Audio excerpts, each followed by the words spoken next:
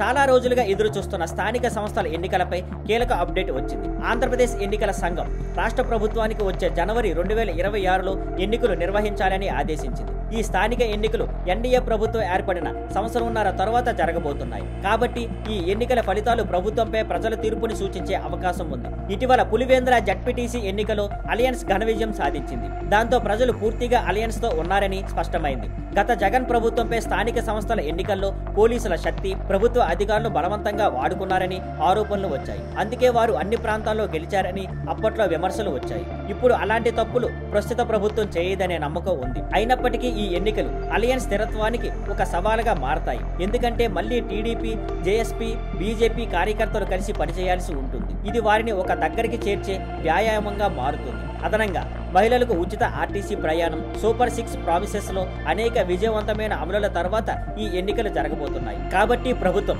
ఈ స్థానిక ఎన్నికల్లో దాదాపు ఏకగ్రీవంగా గెలిచే అవకాశమే ఎక్కువగా ఉంది. Thank you for watching.